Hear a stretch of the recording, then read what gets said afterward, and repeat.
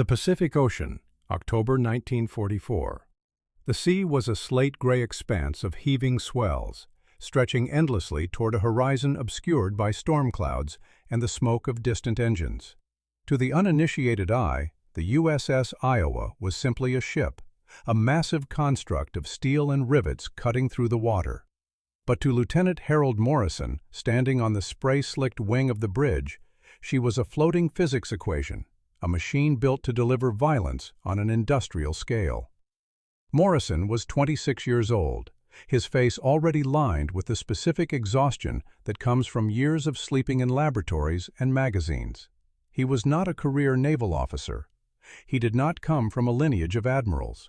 Before the world caught fire, he had been a metallurgist at a mid-sized steel foundry in Pittsburgh, a man who spent his days worrying about carbon content and cooling rates.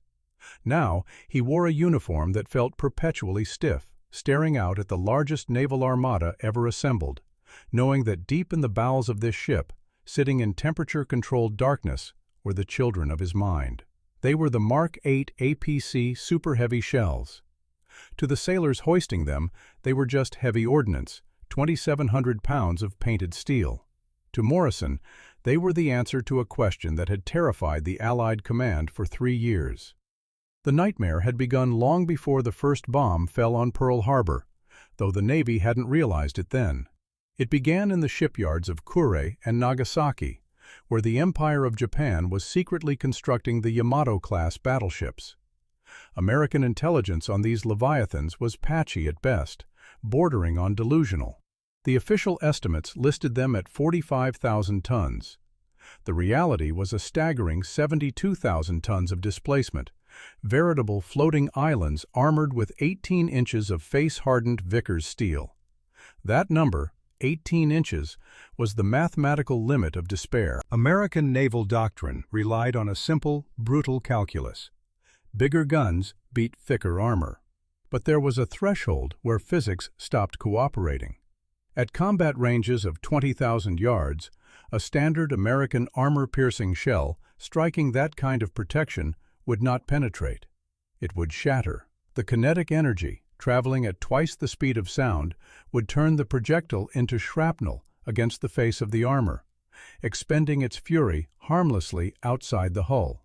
The ship inside would remain untouched, its magazines safe, its machinery humming, its guns turning to return fire. By mid-1942, the reports were coming in, whispered in secure briefing rooms in Washington. Our shells are bouncing. Our torpedoes are failing. The Japanese surface fleet was not just winning, it was invulnerable. The despair in the Department of the Navy was palpable. They were fighting a war against iron giants with glass hammers.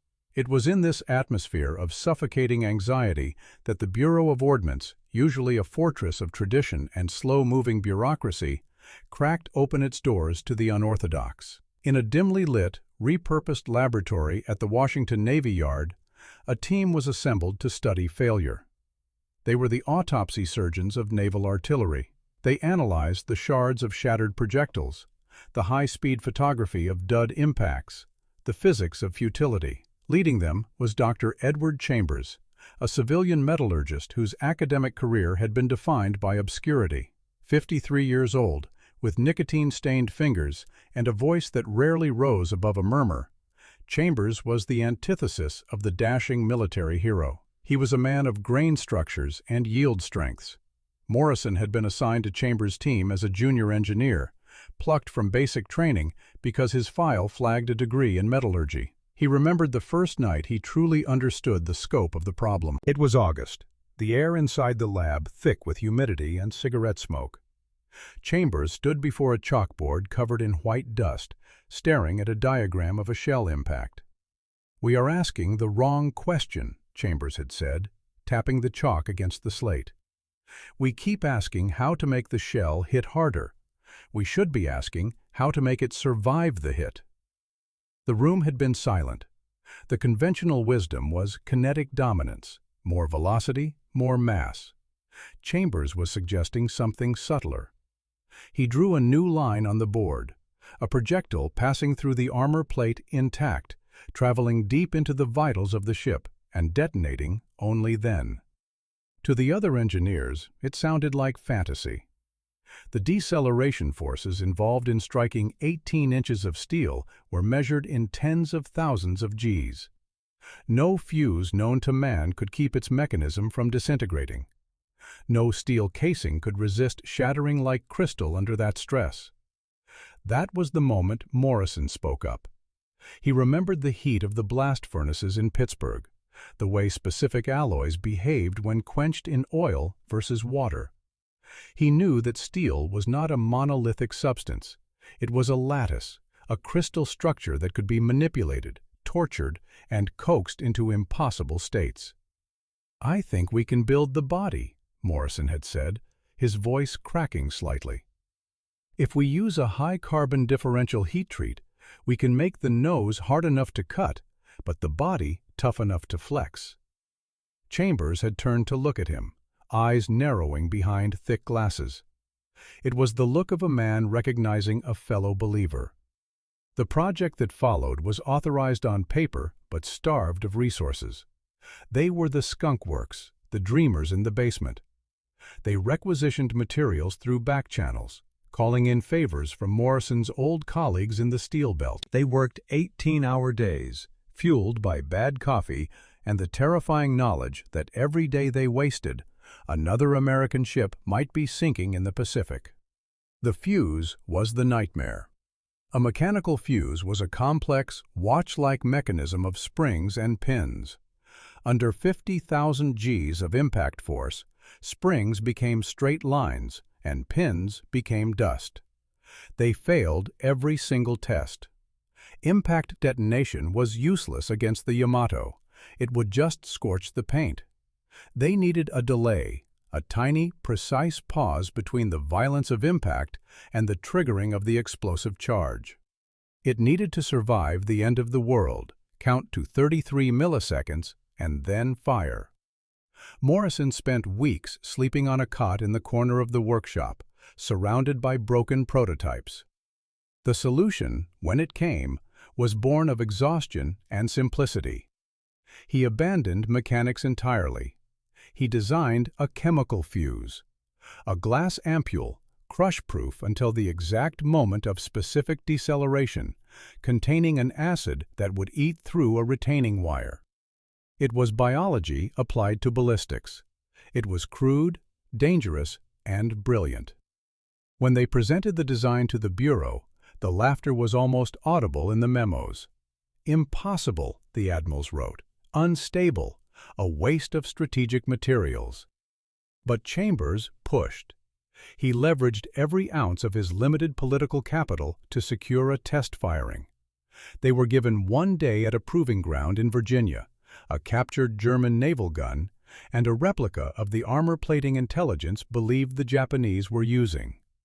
It was January 1943. The air was biting cold. Morrison stood in the observation bunker, his hands shaking, not from the temperature, but from the crushing weight of expectation. If this failed, they were done. The court-martials for unauthorized resource diversion would be a formality. The first shot was a dud. The second shattered. The silence in the bunker was heavy, a physical weight pressing down on their chests. They had 1 shell left. Morrison had spent the previous night hand-polishing the nose cap, checking the grain structure with a magnifying glass, praying to a god of iron he wasn't sure he believed in. "Fire," the range officer ordered. The concussion shook dust from the bunker's ceiling. Through the slit of the periscope, Morrison watched the target. It was a slab of face-hardened steel, backed by concrete and timber to simulate the internal bulkheads of a battleship. For a fraction of a second, nothing seemed to happen. Then, the center of the plate vanished. It didn't crack, it didn't spall. It was simply punched out, a clean, violent geometric subtraction. A heartbeat later, the ground jumped. The explosion didn't happen on the face of the plate. It happened 40 feet behind it, deep inside the simulated bunker. The blast wave vented upward, shredding the timber, turning the concrete to powder. It was a perfect delayed internal detonation. Chambers sat down heavily on a wooden crate. He took off his glasses and wiped them with a trembling hand. Morrison walked out to the target area. The heat radiating from the hole in the steel was palpable even from 10 feet away. He ran a gloved hand over the jagged edge of the entry wound.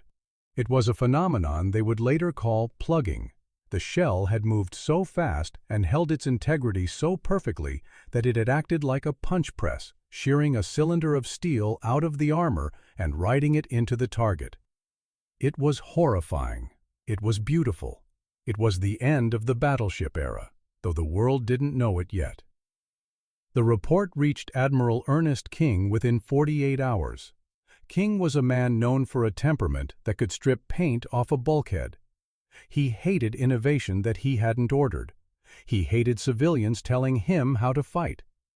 But King was also a cold pragmatist. He watched the high-speed film of the test. He saw the plate fail. He saw the bunker disintegrate. The meeting that followed was the shortest of Morrison's life. "How many?" King asked. 5,000 a month, Chambers lied. "Make it 10, King replied. "And gentlemen, this conversation never happened. This shell does not exist. If I see a word about this in the press, if I hear a whisper of it in the mess halls, you will spend the rest of the war breaking rocks in Leavenworth." The project went black. The Mark 8 APC Superheavy was born in the shadows. Production lines in Pittsburgh were retooled overnight. Workers told they were making drilling equipment for oil exploration. The shells were painted standard gray, stenciled with misleading codes. Only the gunnery officers of the new Iowa-class battleships were given the specialized firing tables. They were told to reserve these rounds for special capital targets. It was a euphemism for the Yamato. By October 1944, the magazines of the Third Fleet were heavy with the secret. Morrison had requested a transfer to the fleet, leaving the safety of the lab for the humid, tense reality of the Pacific theater. He wanted to see it. He needed to see the validation of those sleepless nights. He needed to know that the physics worked when the targets were shooting back. Now, standing on the bridge of the Iowa, watching the gray ocean churn, Morrison felt a strange cocktail of dread and anticipation. The intelligence reports were clear. The Japanese Imperial Navy was massing. They were desperate, cornered, and gathering every floating gun they had left for a final, suicidal sortie to defend the Philippines. The Yamato was out there. The Musashi was out there. The giants were coming to the slaughter. And for the first time in history, the U.S. Navy had a stone that could break them. Morrison adjusted his binoculars, scanning the horizon. He imagined the firing order, the hoist of the shell, the thunder of the 16-inch guns. He imagined the look on a Japanese admiral's face when armor that was supposed to be invincible turned into paper. It was going to be the vindication of a lifetime. But war is not a laboratory. It does not respect physics equations or test schedules. It is a chaotic, breathing animal that eats plans and shits tragedy. Morrison didn't know it yet, standing there in the cool morning air, but the Mark 8 was about to become the protagonist of a very different kind of story. Not a story of triumph, but a story of agonizing irony. The fleet was sailing toward the Battle of Leyte Gulf, the greatest naval engagement in human history, and the decisions made in the next 48 hours would doom hundreds of men to death by water and fire. The weapon was ready. The trap was set. But the admirals were human, and hubris was a variable that Dr. Chambers had never written on his chalkboard. The tragedy of the Mark 8 was not that it wouldn't work. It was that it would work perfectly, and it wouldn't matter at all. The storm clouds ahead were darker than anyone realized. The night of October 24, 1944, was heavy with a suffocating humidity that clung to the steel bulkheads of the USS Iowa. Lieutenant Harold Morrison stood in the Combat Information Center, the hum of electronics and the low murmur of radio operators creating a soundscape of controlled anxiety. The Third Fleet, the most powerful concentration of naval firepower in human history, was prowling the Philippine Sea, hunting for the Japanese Imperial Navy. Morrison's mind was in the magazines deep below, visualizing the rows of Mark 8 shells, the chemical fuses dormant, waiting for the kinetic violence that would wake them. He checked the firing solutions again, though he knew they were perfect. He was waiting for the order to engage the Japanese center force, commanded by Admiral Kurita, which had been spotted heading toward the San Bernardino Strait. This was the moment the Mark 8 was built for. A clash of titans in the narrow waters. Iowa class versus Yamato class. American metallurgy versus Japanese armor. Then the order came down from Admiral William Halsey.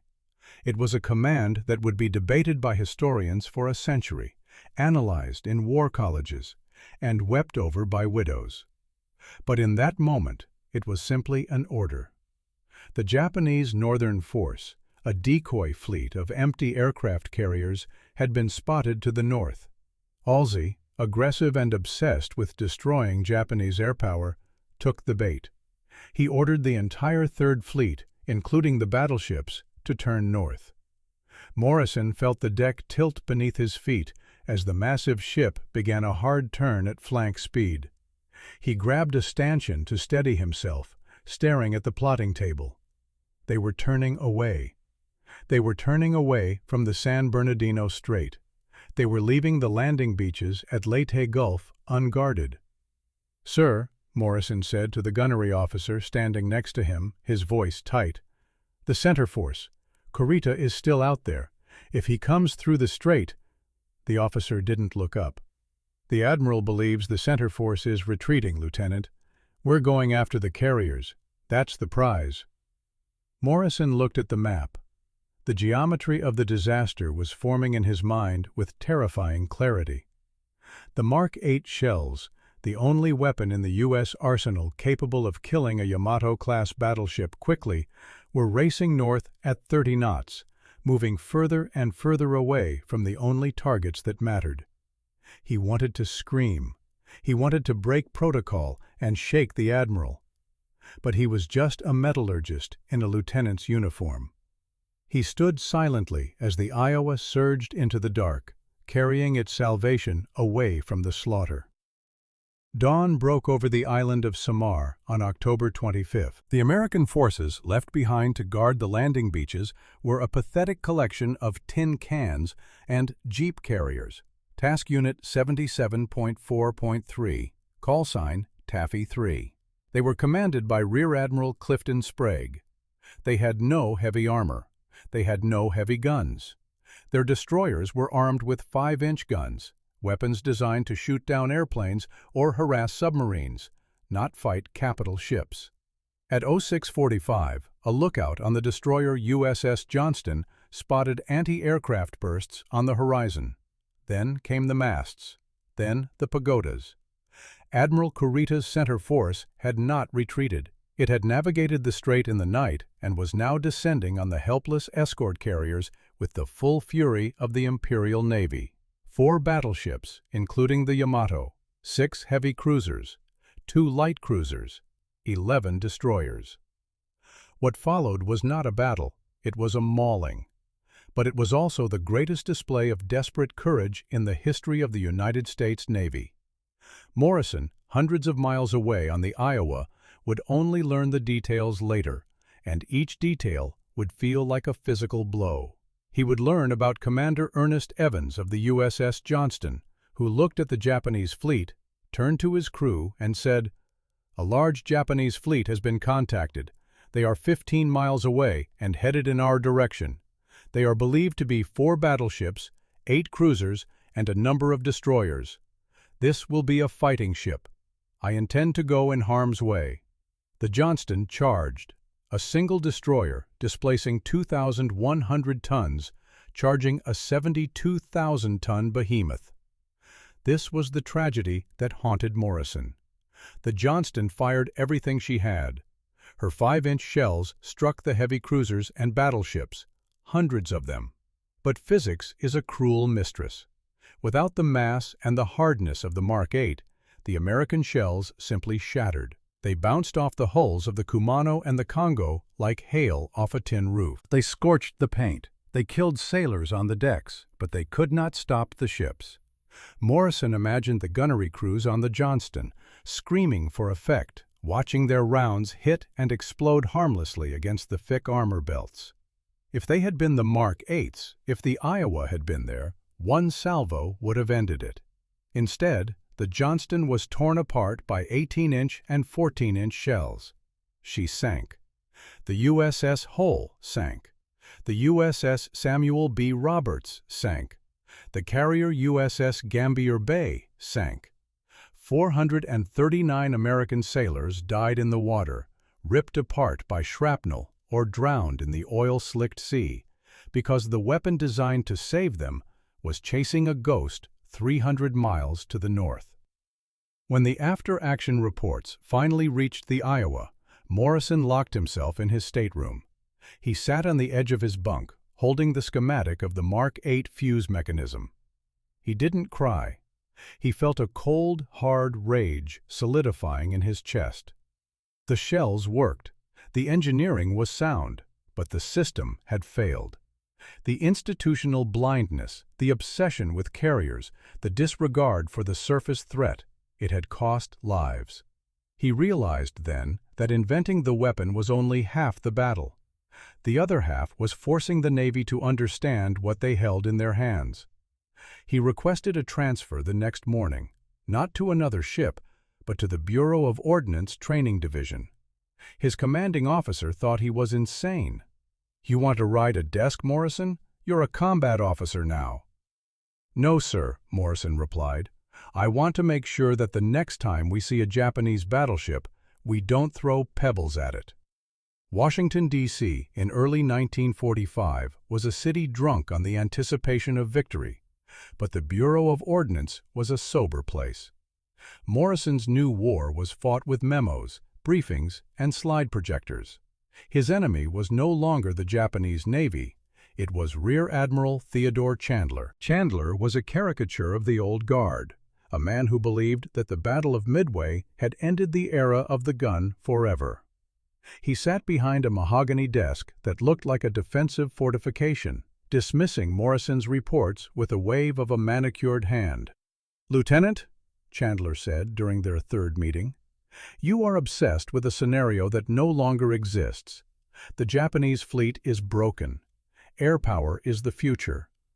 We are not going to waste resources training gunnery crews on supershells for a surface duel that will never happen."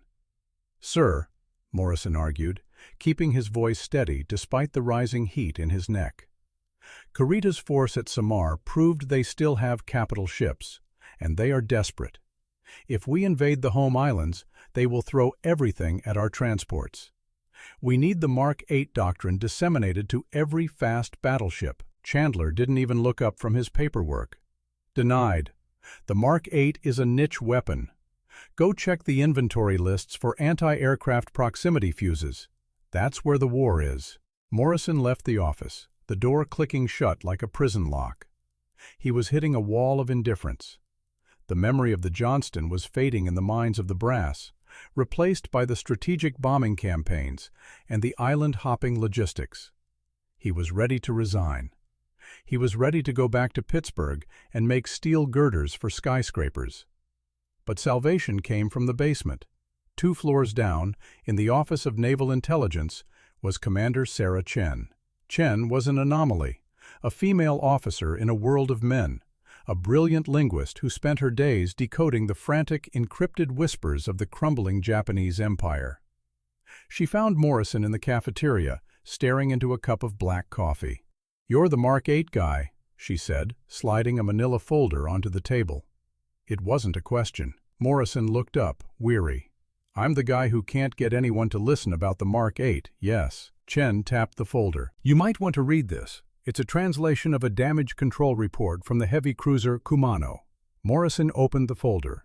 The Kumano. He remembered the name. It was one of the ships that had mauled Taffy 3. But later, during the retreat, it had been engaged by American surface elements. "Look at page 4, Chen said. Morrison scanned the text. It was dry, technical Japanese naval jargon, translated into precise English. Projectile impact on port quarter.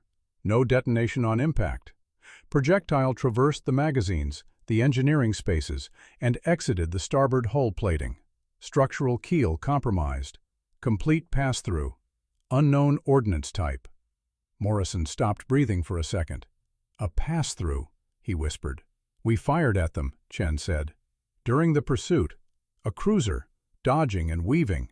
Someone loaded a Mark 8 by mistake or by instinct. It didn't detonate inside because the Kumano is too thin. It's a cruiser, not a battleship.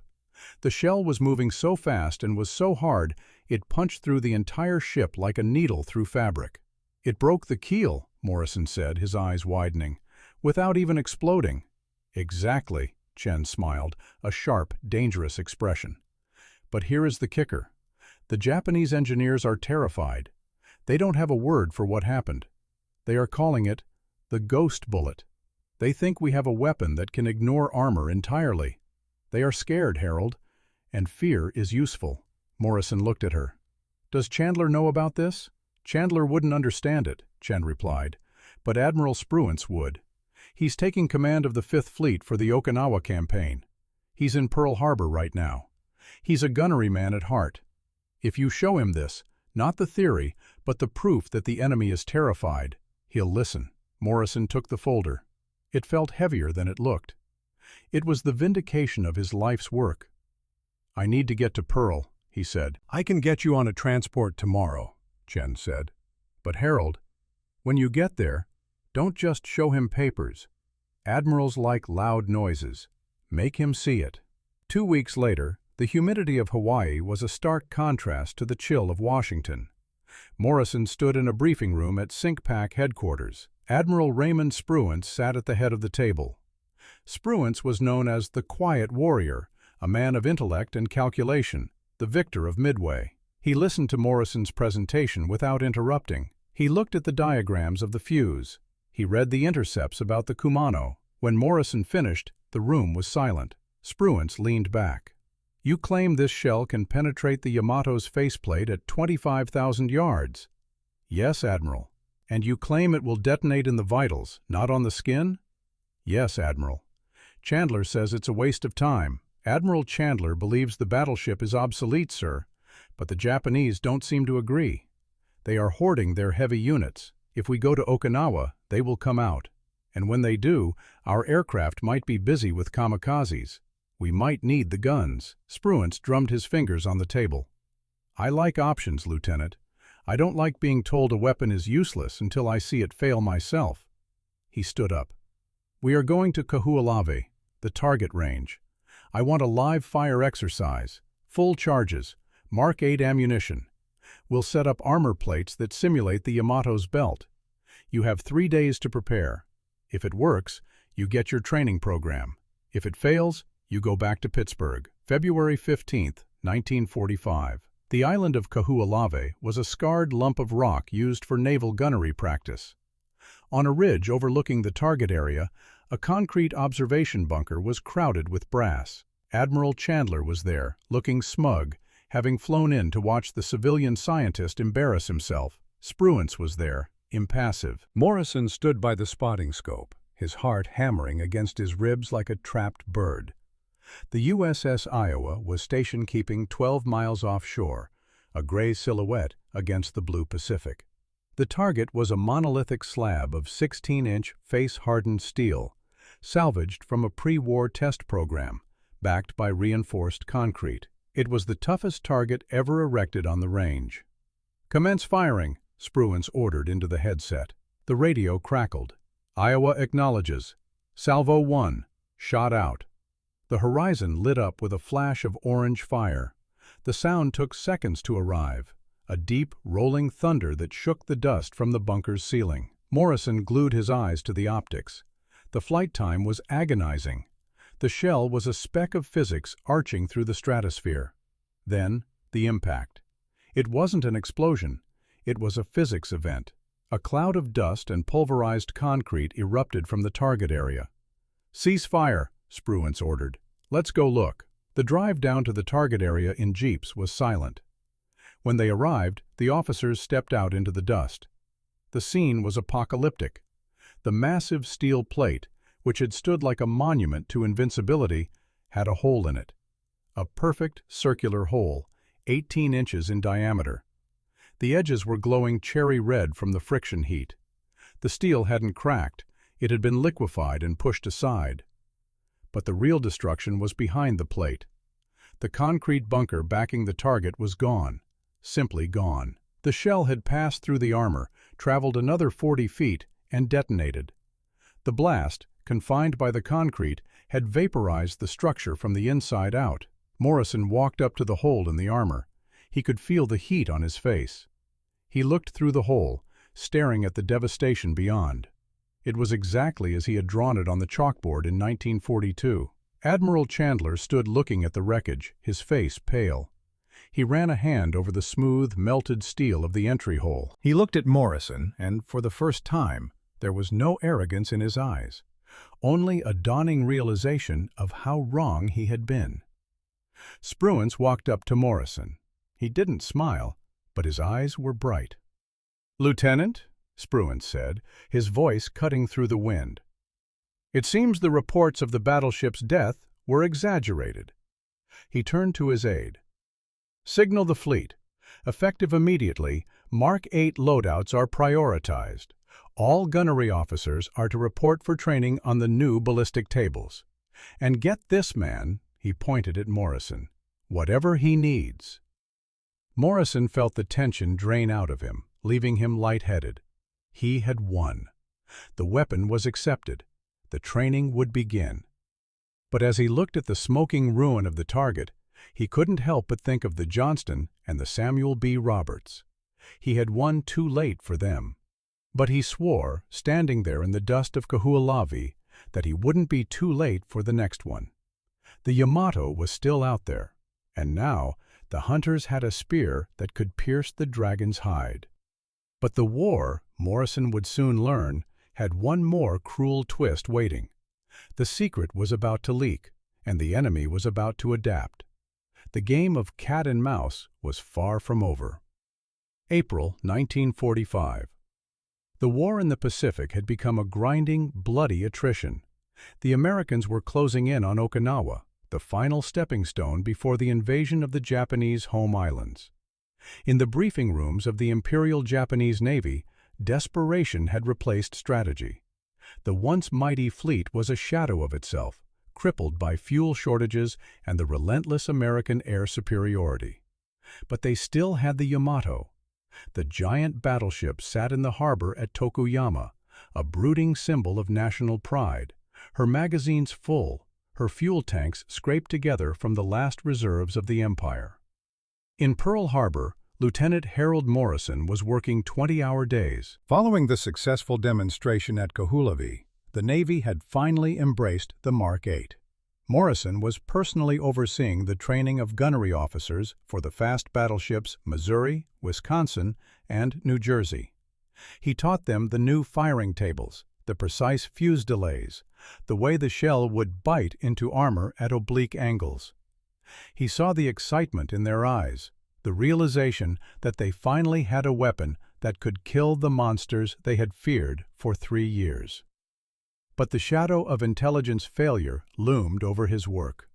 Commander Sarah Chen had contacted him again, her voice strained over the secure line. "They know, Harold. We're seeing radio traffic. The Japanese are instituting emergency armor upgrades on their surviving heavy units. They don't know exactly how the Mark 8 works, but they know their belt armor is vulnerable.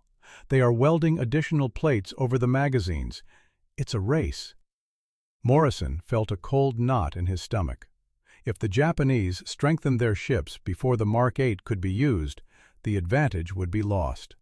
The physics of the shell were tuned to the specific thickness of existing Japanese armor. If they added another 4 inches of steel, the Mark 8 might shatter just like the old shells. "How much time do we have?" he asked. "Weeks," Chen replied. "Maybe days. Intelligence says Yamato is preparing for a sortie. Operation 10 Go. It's a one-way trip to Okinawa. Operation 10 Go was a suicide mission. The plan was for Yamato to beach herself on the coast of Okinawa and fight as an unsinkable artillery fortress until she was destroyed. It was madness, but it meant the target was finally coming out to play. Morrison sent an urgent cable to Admiral Spruance. Mark 8 integration complete on Missouri and New Jersey, ready for engagement. On April 6, 1945, Yamato sailed. She was accompanied by the light cruiser Yahagi and 8 destroyers. American submarines tracked her immediately. The trap was sprung. But the execution would be different than Morrison hoped. The American commanders, led by Admiral Mark Mitcher, were obsessed with air power. They wanted to prove that aircraft carriers were the kings of the sea. They launched a massive airstrike, nearly 400 planes, to intercept Yamato before she could reach Okinawa. Morrison was aboard the Missouri, part of the surface force racing to intercept the Japanese fleet if the airstrikes failed. He stood on the bridge, listening to the radio chatter from the pilots. The airwaves were filled with the chaotic sounds of combat, screams, target callouts, the roar of engines. "Target is taking hits, torpedo to port. She's slowing down, she's listing. Listing bad, counter-flooding." Morrison gripped the railing. He wanted the Missouri to be there. He wanted to see the 16-inch guns turn and deliver the coup de grace. But the airstrikes were relentless. Yamato, the greatest battleship ever built, was being picked apart by tiny planes like a lion swarmed by wasps. She absorbed punishment that would have sunk a fleet, at least 10 torpedoes and 8 heavy bombs. But she was dying. At 14:23 on April 7th, Yamato's forward magazines detonated. The explosion was so massive it was seen by observers on Kyushu, over 100 miles away. The mushroom cloud rose 20,000 feet. The ship tore in half and vanished. On the bridge of the Missouri there was cheering, but Morrison felt hollow. The Mark 8 had not fired a single shot at the Yamato. The ultimate duel had never happened. The shell that had consumed his life, the weapon that had defied the laws of metallurgy, remained in the hoists, cold and unfired. "It's over," the captain said, clapping Morrison on the shoulder. "We got the big one." "Yes, sir," Morrison said quietly. "We got her." But the war has a way of offering strange consolations. While Yamato was dying under the swarm of planes, her escort, the light cruiser Yahagi, had become separated in the chaos. She was limping north, damaged but afloat. The battleship New Jersey, steaming hard to support the task force, spotted her on radar. The range was long, over 20,000 yards. The captain of the New Jersey didn't hesitate. "Main battery, load Mark 8, target the cruiser." In the plotting room, the fire control computer whirred. The turrets rotated. "Fire!" Morrison wasn't there to see it, but the reports would later confirm the details. 2 Mark 8 shells struck Yahagi. They hit almost simultaneously. A light cruiser has thin armor, nothing that should trigger a super-heavy armor-piercing shell. By all rights, the shells should have passed clean through without exploding, just like at Samar. But Morrison's fuse design, the chemical delay, the precise sensitivity, worked exactly as intended. The shells encountered enough resistance from the cruiser's machinery spaces to initiate the sequence. They detonated deep inside the ship. The effect was terrifying. Yahagi didn't just sink, she disintegrated. The internal overpressure blew the hull apart.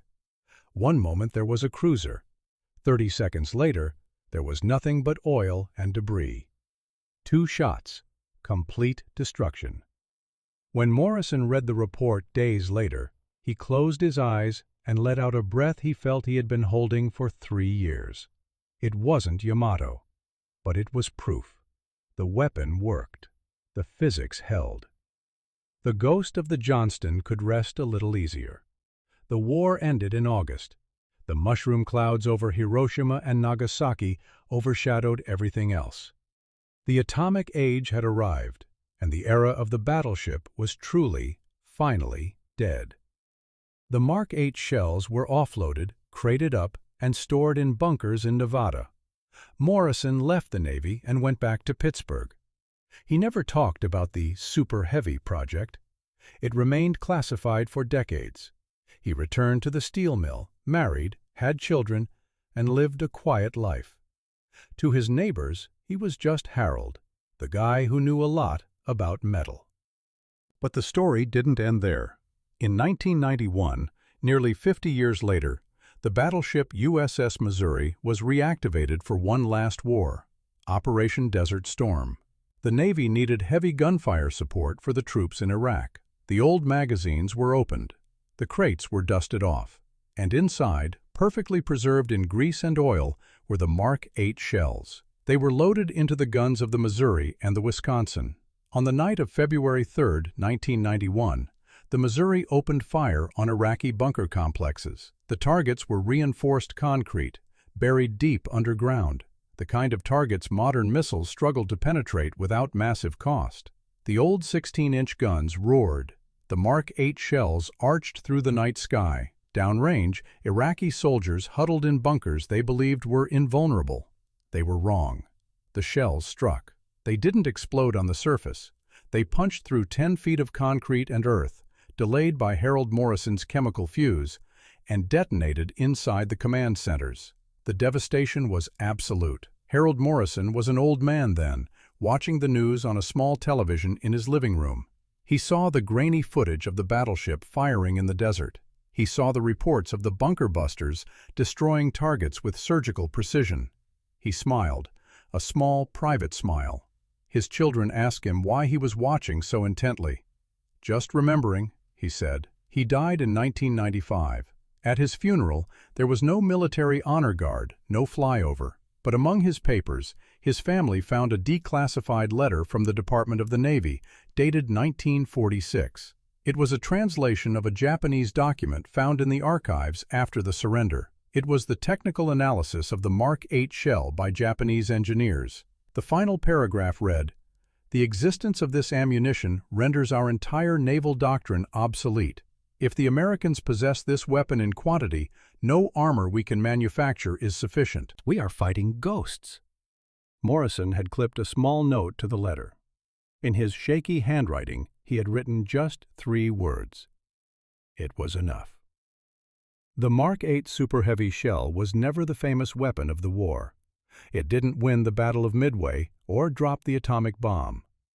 But it was a triumph of intellect over brute force, a testament to the idea that one man, with a piece of chalk and a refusal to accept the impossible, could change the rules of the game. Harold Morrison didn't just build a better bullet. He proved that even in the clash of titans, the sharpest mind is the deadliest weapon of all.